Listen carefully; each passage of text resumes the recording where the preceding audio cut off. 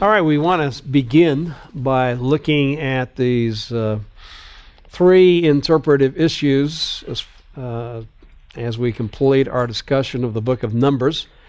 Last week we dealt with the first major interpretive issue, which was the cohesion, the unity of this material that is in the book of Numbers.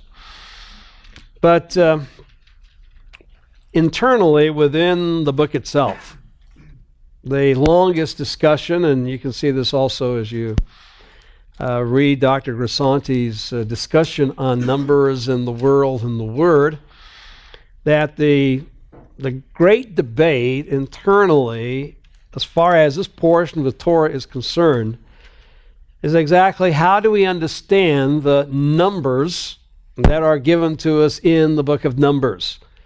And we'll just concentrate today on chapter 1, although obviously this issue of numbers, large numbers, is an issue not only in the Torah, but also as we get into the former prophets as well. There are numbers of places where there are rather large numbers that are given.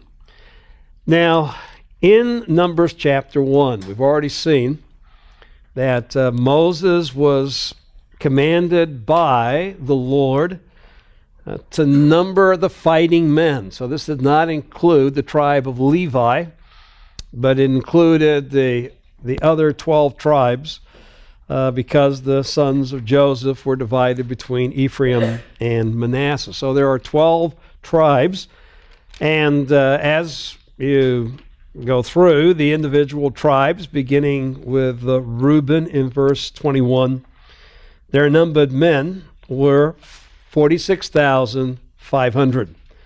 And as you go through the lists, you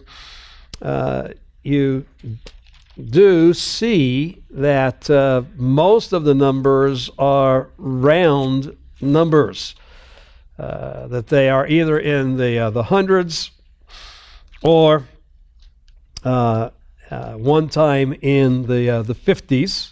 So right away there is a discussion on whether these numbers are to be seen as precise or rounded, because we don't have a number that is down to a single digit. Now, this is different. I mean, Moses did know about single digits. Take a look at chapter 3 when we have the numbering of the firstborn men that the Levites were to compensate for. And notice there he speaks of 22,273 that need to be ransomed, and the Levites being part of the solution as far as that ransoming is concerned. So it is not true that as you go through the first 4 chapters of Numbers that everything is a rounded number. It gives us some indication that as the numbering took place, that these are actual numbers. Moses knew when to, make the determination of single digits. So, why do we have these numbers that seem to be somewhat rounded? Is because, well, that's exactly how many men were counted. As we go through the numbers, each tribe is listed. And then in verses 44 to 46 of Numbers chapter 1, we have a summation, a total of the men who were numbered. And in verse 46, Moses even lists for us that the numbered men were 603,550. And you can take your calculator Add up all the 12 numbers that are in chapter 1, and you can realize that Moses was a good mathematician even without a contemporary calculator. He got it right. Add up all the numbers, and the arithmetic, comes together. All right, so how do we understand these numbers? And there are 4 different ways, basically, in which they have been taken. Of course, the easiest one is the first one, which is just simply to say that this has no association with history whatsoever. This is merely literary, has no connection, with history. This is religious propaganda for many liberals, there wasn't even an Israel in the wilderness to be counted. So we don't have to worry about any kind of historical accuracy. The second is to take them as literal.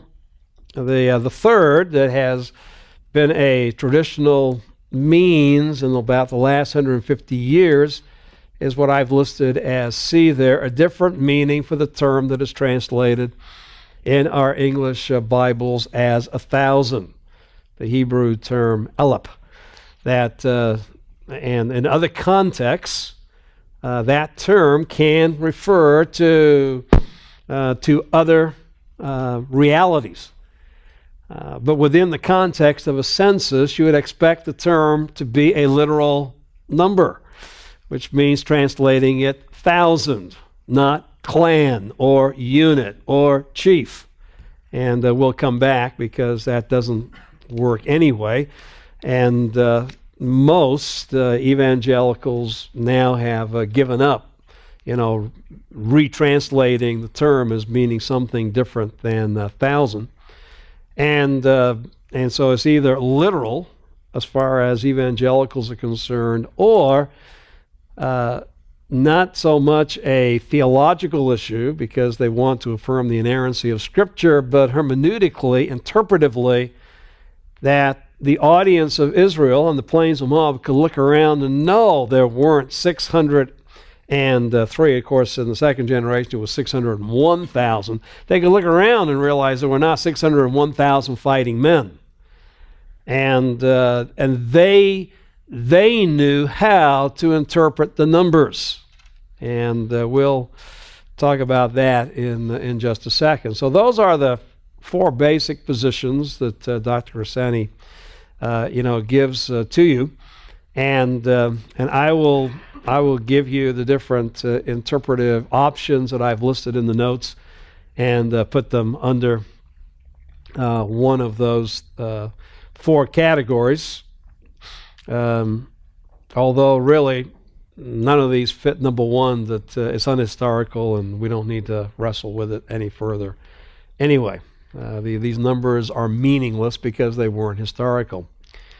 But the major tradition in both Judaism and the Christian tradition is to take these numbers as literal and precise. God commanded Moses to take the census. The census is listed, and these are literally the additions that were taken on that day. So the men were numbered, and this is exactly the numbers. And of course, within the context of the Torah, these literal and precise numbers are speaking of the wilderness generation. This is the numbering of Israel first at Sinai, and second in Numbers 26 on the plains of Moab, and they are the exact enumeration of the numbering that took place those 39 years apart, second year and 40th year.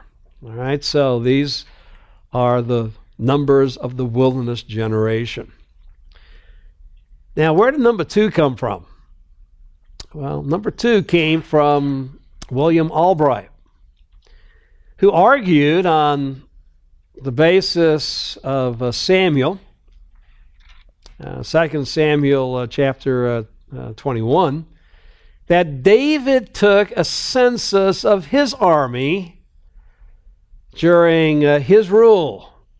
And he estimated that by the time of David, based upon archaeological, extra-biblical information, that the population of Israel under David, under Solomon, probably reached the largest number, which was around 4 million. And so to have an army of around 600,000 fighting men, particularly those numbered from 20 and above, particularly from 20 to 60 years of age, those who would be able to fight, he would say, well, that would make a great, that would make great sense if you're dealing with a population between 3 to 4 million.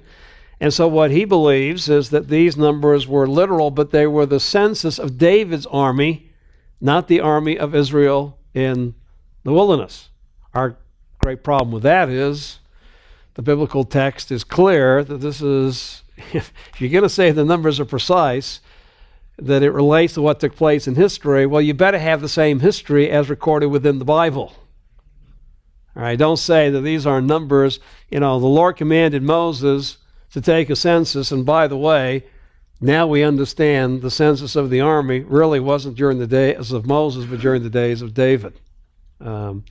And by the way, the numbers don't match what we're going to see in 2 Samuel anyway. So there is a very minority school, 20th century, kind of came upon the scene. No one really holds it anymore, that these numbers are the literal numbers of David's army, not Israel's armies, numbered at Sinai, first generation, numbered in plains of Moab, second generation of Israel. Now, part of the problem, of course, is the fact that if you have 600,000 fighting men, and we assume that each one of these men are married, and based upon the fact that there's going to be an almost equal number that is given to us a generation later, we'll also assume that they had a wife and 2 children. So now you've got to multiply 600,000 by 4, because these are fighting men who each one represents a family with a wife and 2 children at this point. And that's where we get the number approximately 2.5. But then we got to add the Levites. We've got to add another significant number. 22,000 more. We'll assume the same things with them as well. And all of a sudden, we are getting and closing in on somewhere between 2.5 to 3 million people. And there's absolutely no evidence that we can find extra biblically to warrant not only Israel at this stage being a people of close to 3 million people, but we would have doubts that even the population of Egypt or the population of the Canaanite city-states even came anywhere close to those numbers. And this goes against the biblical claim that said that God chose Israel, Deuteronomy chapter 7, not because they were mighty and numerous. In fact, they were the smallest among the nations. So how can you accept that at face value when we have a real hard time even saying that the Egypt from which they came and Canaan to where they were going? Literally, they had an army that was many times larger if these numbers are accurate. And so there are statements like that within the Bible itself, which seem to indicate that these numbers are not to be taken at a face value. Now, that's what led, during the latter part of the 19th and 20th century, to, well, here's the simple solution that in this context, the term Eleph does not mean thousand. It means something else. So that in the end, what you have is 598 military units or clans or chiefs that we're over, and now it's only 1,000 that is to be understood differently. The other numbers are precise, and so there's about 5,500 fighting men. Now the question comes, why does 5,500 fighting men need 598 generals, chiefs? Why would you have 598 military units of 5,500 men? That's basically just 100 men to a unit. But the greatest problem is internally within the text itself, and that is that Moses adds the numbers up. Now, if you're going to take the term translated thousands to mean something else, then 146 should read not 603,000. It should read 598 whatever. Because again, 1,000 doesn't mean 1,000, it means something else. You add those, so those don't come into the genealogy. Into the census. And so you have 598, whatever that term is, plus 5,500. Because remember, you got to add up all those digits less than 1,000, all those hundreds and 50s. You got to add those up. That's where you get the 5,500. But the number before that should not be 603. The number before that should be 598. So internally, it doesn't make sense, and that's why most evangelical commentators have moved away from C. And many evangelical commentators have moved away from A. So if it's not A, if it's not literal, and it's not C, you can explain this by a different understanding for the word that's translated 1,000, although that does not make sense exegetically in this context because it's dealing with the census. Number one, it's dealing in a numerical context. You would assume the term means 1,000. And number two, it doesn't add up to the numbers that are totaled in the text itself. So it doesn't make exegetical sense to take position C, no matter how you translate the term other than 1,000 within this context. And so those who have a hard time and don't want to be skeptics have gone back to a tradition that actually begins in rabbinical Judaism with what is known as geometria, which says the numbers in some way are symbolic, representative. That these numbers are not real numbers, that they stand for something further. And so you get into literal number games. Now, no one would get into the kind of almost mysticism that was a part of medieval Judaism, but D, E, and F are all part of a non-literal interpretation. Not a non-literal text. They all agree that these numbers are to be taken at face value as far as the text is concerned. There's no textual corruption. In fact, these same numbers are repeated on a couple other occasions in Numbers, not just Numbers 1 and Numbers 26, but the numbers are also referred to in Exodus 23. So in other words, you can't just write off the numbers as being textual corruption. There's a lot of textual corruption if you don't take the numbers at face value. So where are contemporary evangelicals? Well,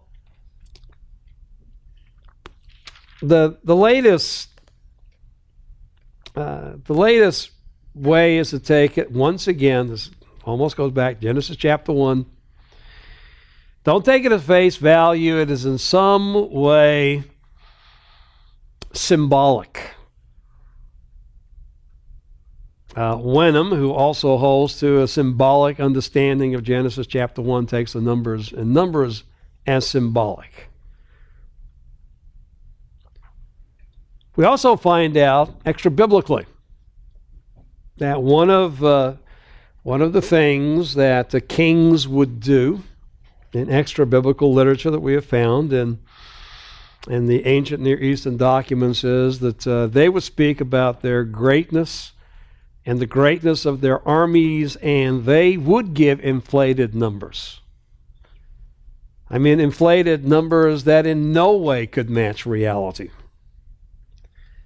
And so this concept of having this large army that could fight battles that could be won in a day, and so to have a large army winning a battle in a day was known as the aggrandizement of numbers. It was a familiar practice, a familiar characteristic as far as ancient Near Eastern literature is concerned. This whole concept of reading the Bible against its culture.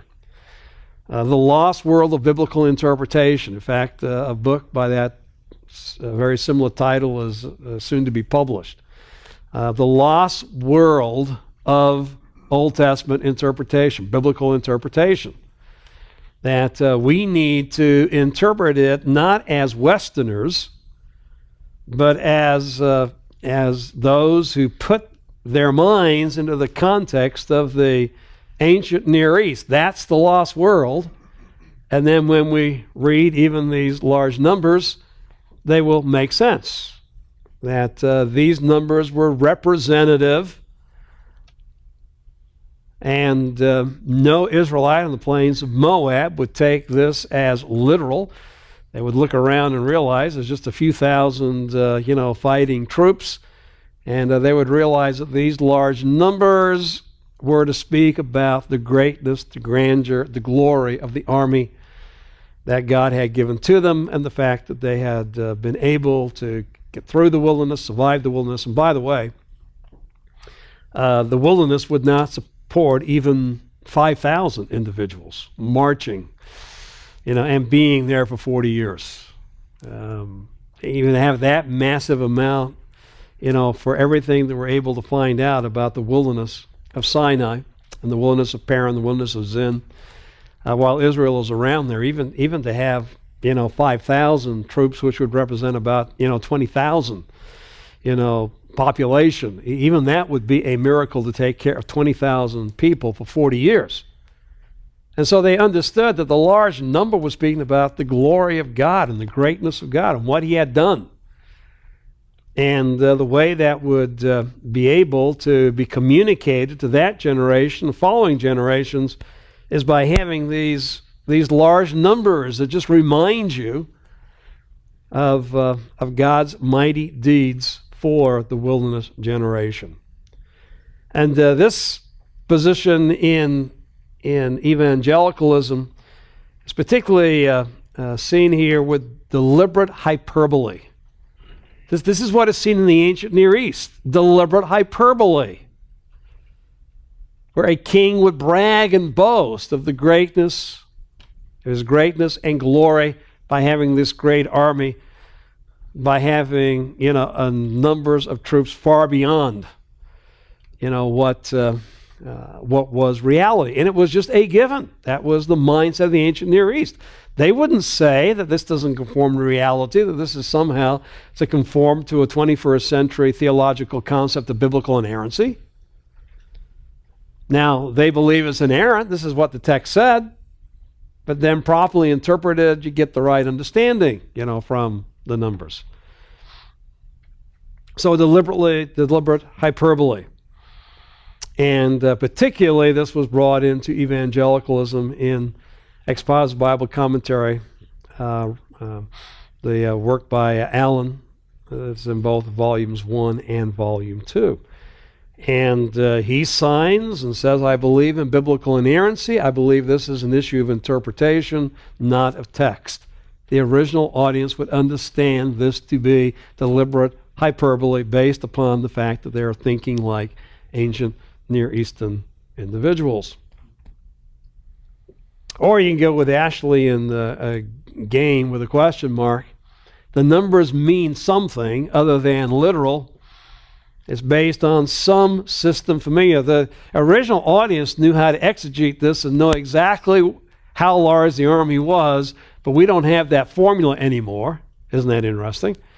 To be able to say exactly what the size of the army was. So it's in some way figurative, symbolic. It's a literary device. It once again becomes a literary framework by which Moses, the author, is communicating, and the original audience in no way would take these numbers literally. They would understand the meaning of these numbers. They would understand 603, 601,000. They would understand, what the meaning was, and it wasn't literal.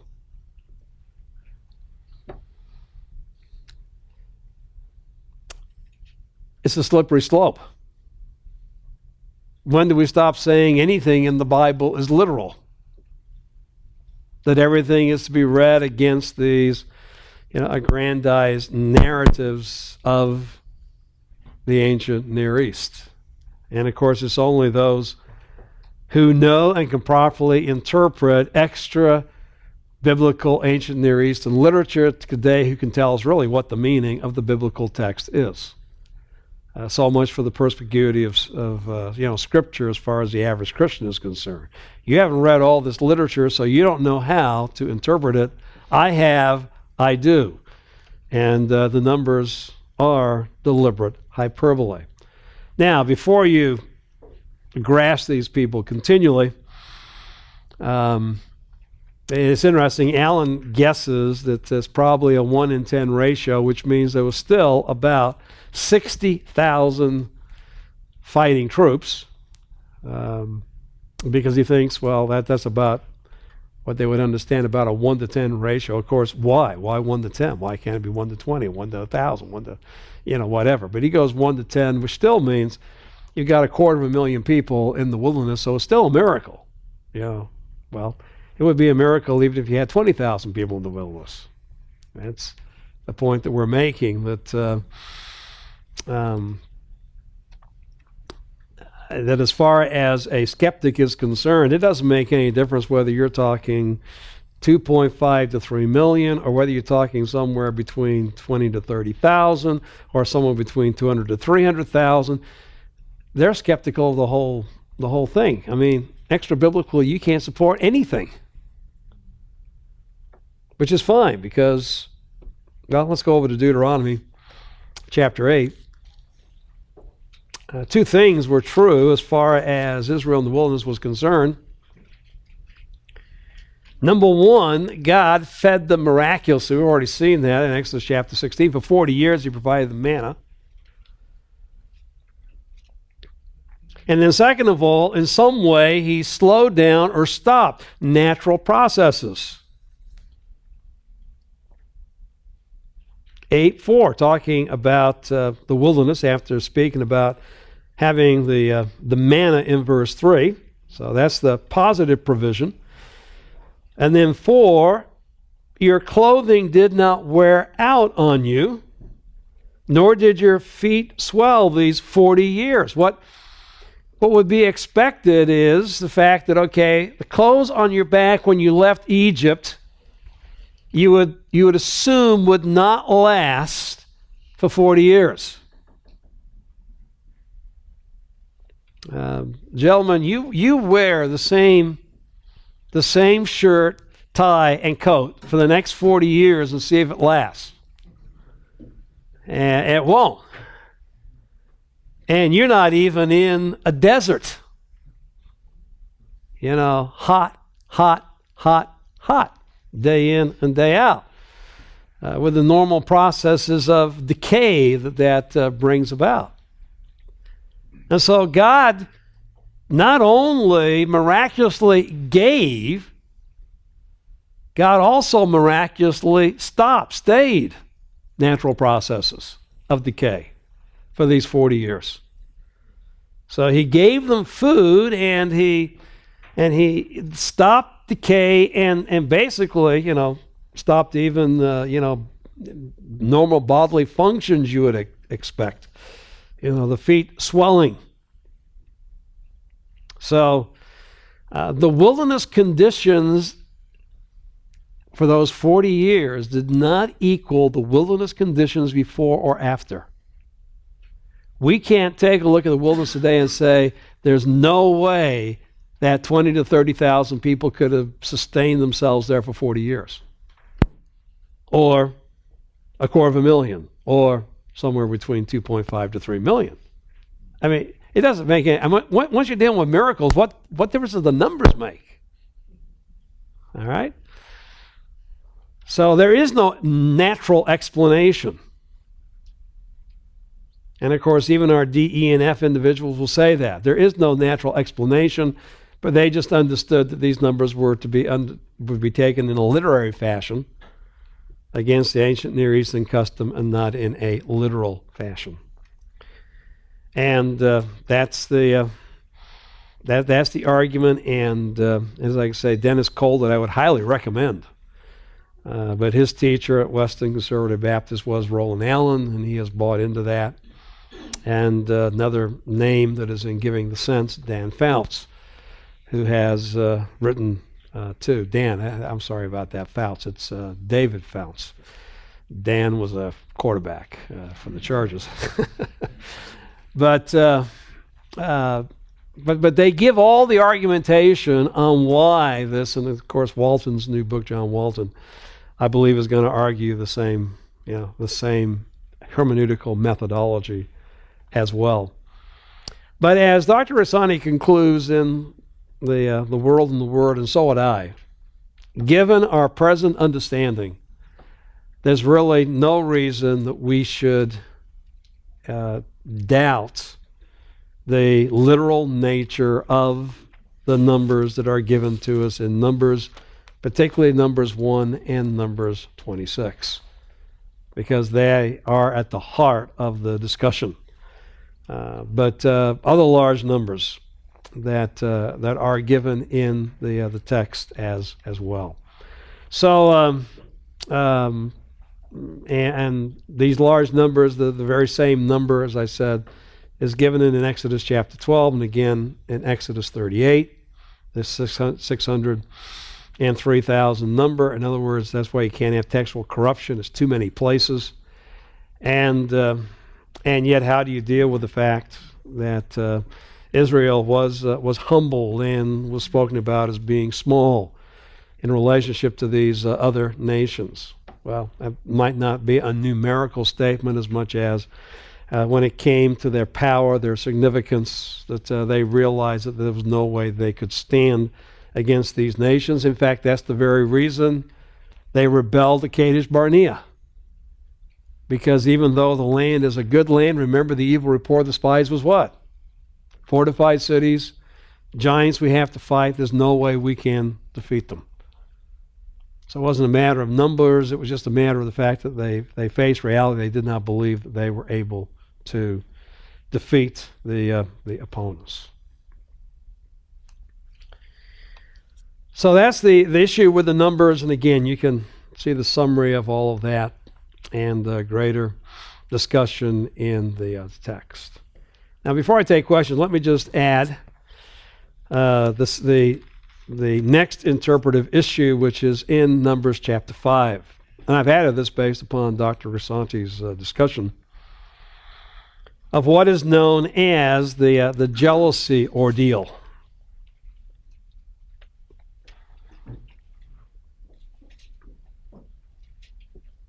This is within the context of the fact that adultery takes place. 5:12, speak to the sons of Israel and say to him, if any man's wife goes astray and is unfaithful to him, and a man, that is another man, has intercourse with her, and it is hidden from the eyes of her husband, and she is undetected, the matter is concealed, although she has defiled herself, and there is no witness against her, and she has been not caught in the act, which is what the law stipulated. If you don't catch the adulterers in the act, there are no witnesses. And of course, they're not coming forward and confessing. And so here is unfaithfulness on the part of a wife. And if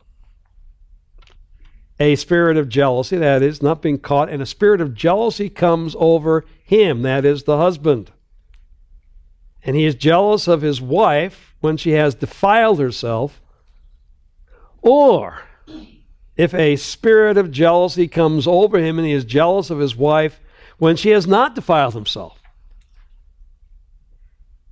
So it has taken place, and he becomes suspicious, or it hasn't taken place, but he still is suspicious.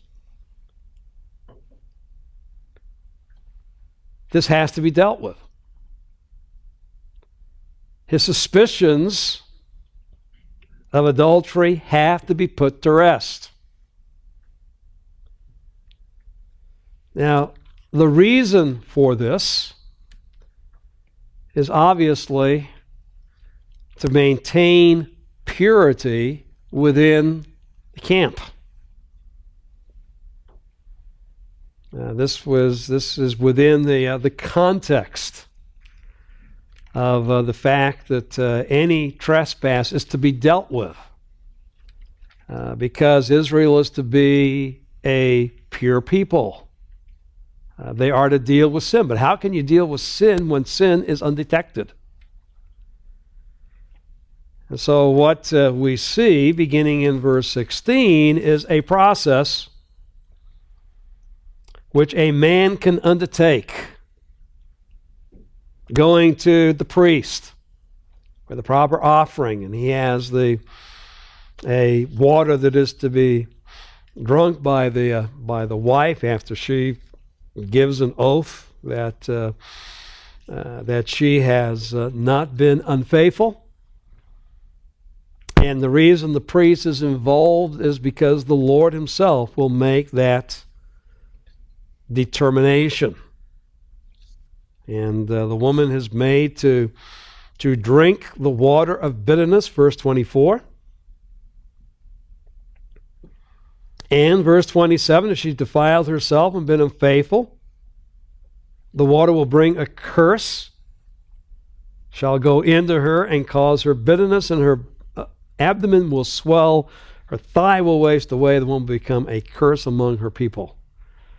And again, there's great debate on, well, exactly what does that mean?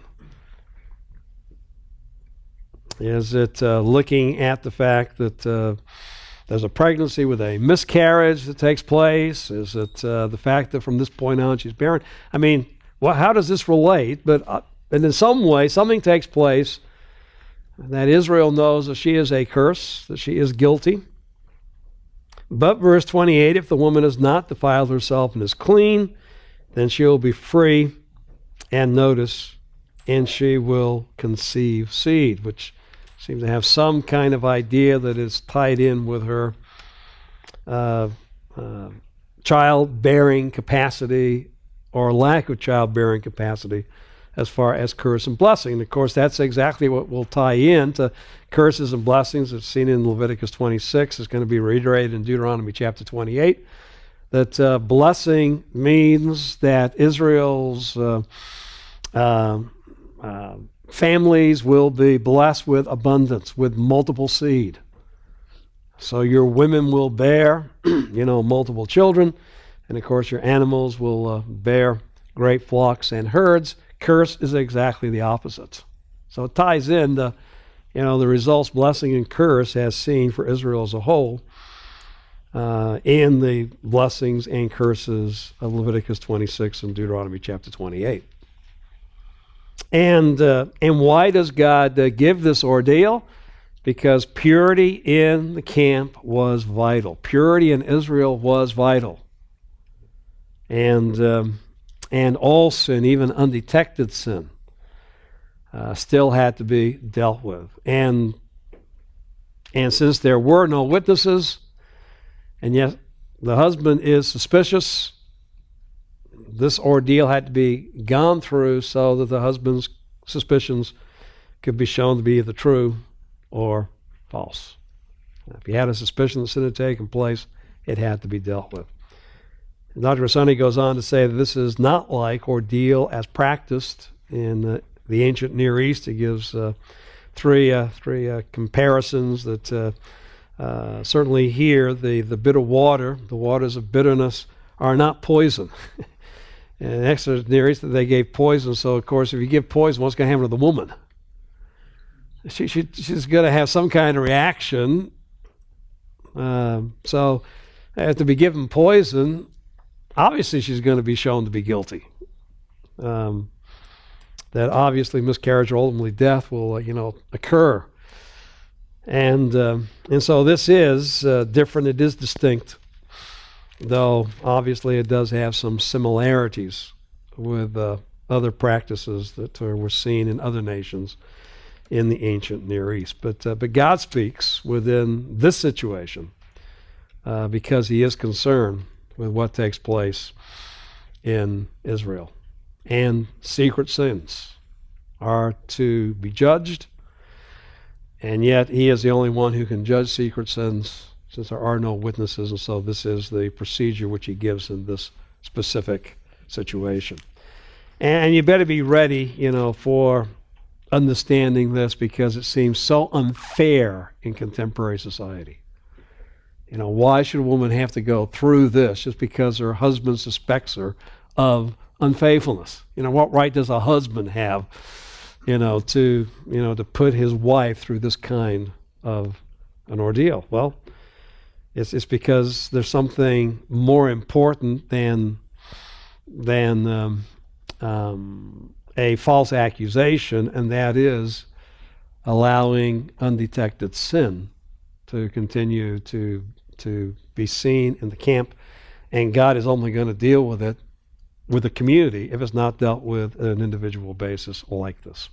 And along with Dr. Grassani's short discussion, there is a very good discussion of this against the whole background of the concept of marriage in the Torah in the Dictionary of the Old Testament, Pentateuch, on pages 295 to 297. Very, very worth reading as a backdrop to understanding what is here in Numbers chapter 5. All right, so these are two interpretive issues, and of course we still have to deal with Balaam, but let's first of all see if there's any questions. A lot of the laws and that we see in the Pentateuch are based off of God's presence, where a lot of the secret sins will be found out and God will visit the iniquity on his people, and it's based on the presence. Is one of the curses of God's presence no longer being with the Jews later on with Solomon and etc., or when the Israelites were unfaithful, is one of the curses the fact that perfect justice could no longer be administered? So the question is, and this is within the context of Yahweh's presence in the midst of his people. Again, and this is the importance of seeing this within the total context, of Exodus 19 through Numbers 10. And Exodus chapter 40, God has come dwelling among his people. And so this is what is necessary for Israel to have the presence of Yahweh among them. It's both a blessing and it's dangerous. It can very quickly become a curse, as we have stated, because Yahweh's presence will deal with secret sins. And you are absolutely right. Now, Yahweh's presence was with Israel as they went into the Promised Land. We don't know when his presence, left the tabernacle. Certainly, we're going to see in Samuel where the ark is captured, the tabernacle is destroyed. So for a time period, and throughout David's reign, the presence of the Lord was not in temple or tabernacle, although he does have when he brings the Ark of the Covenant, he does establish a temporary tent and it says he comes into the presence of the Lord. So that in some way, at least David experienced that. But then with the temple, all Israel has the presence of the Lord. First Kings chapter 8, and that continues till Ezekiel 11. when the presence of the Lord leaves right before the destruction by the Babylonians. So this, historically, as far as the presence of the Lord in the midst of Israel, there were times it was present, there was times when it was not. And I will go back, in answering your question. With the presence of the Lord, undetected sin is ultimately going to be judged because the Lord is present. You'll have a great example of that when you read, Joshua chapter 6 and 7. The secret sin of Achan and his family, and then all Israel suffers defeat because Achan has sinned. And the interesting thing is, it's Achan and his family, and they bear the judgment, but when Joshua comes to the Lord and says, what are you doing? Why are we being defeated? And he says, there's sin in Israel. So in other words, all of Israel is at that point, bearing the effects, the consequences, the curse, because a curse is being defeated in battle. The blessing of the covenant is you'll have victory over your enemies. The curse of the Mosaic covenant is if you're under a curse, God will bring defeat. God brings defeat. Israel's under the curse because Israel sinned. Because one individual has sinned secretly and has to be dealt with. And of course, he is dealt with in chapter 7. And those of his family who knew about his, stealing of the material under the ban. And he repents, he's put to death, etc., and Israel's cleansed. And now they can have victory in battle. That shows, and you're right, this is helping you understand the backdrop of why this is so important. That if there is secret sin, it has to be dealt with because ultimately God is going to judge all Israel. All Israel will become a curse and under a curse if they don't deal even with secret sins because the Lord knows and the Lord will deal with it. So what seems to, and I have to say, be careful what I just said about we tend to read this with Western eyes, and Western eyes says, what's the big deal? It's just, a private matter between, three individuals. You all know the contemporary discussion, consensual relationships between, adults. What's the big deal? It doesn't affect society as a whole. Well, we're a little naive in thinking that private sins don't have, very, very public consequences. But that's our Western mentality. And that's what I say. We hear Numbers chapter 5 and say, what's the big deal? Well, when Yahweh's in your presence, this is a big deal. That even hidden sin has to be dealt with. And how does the Lord bring this particular hidden sin? So it can be dealt with through the suspicions of a husband. And then again, the text tells us, what led the husband to be suspicious. And so any suspicion, therefore, has to be dealt with because the wife might be guilty. Now you're saying, well, what about the man? Everything is stacked here against the woman. Well, once again, because the woman is a childbearer. The woman is the one who's going to, bring progeny, bring the seed into Israel.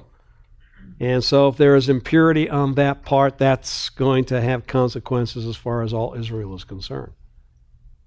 In fact, what Numbers chapter 5 says is the fact that the woman is singled out within this law because she's not just inconsequential. She's not just a piece of property. She's not unimportant. She is vitally important to maintaining, the purity and blessing in Israel, because part of God's blessing was, to bring great fertility to the women of Israel.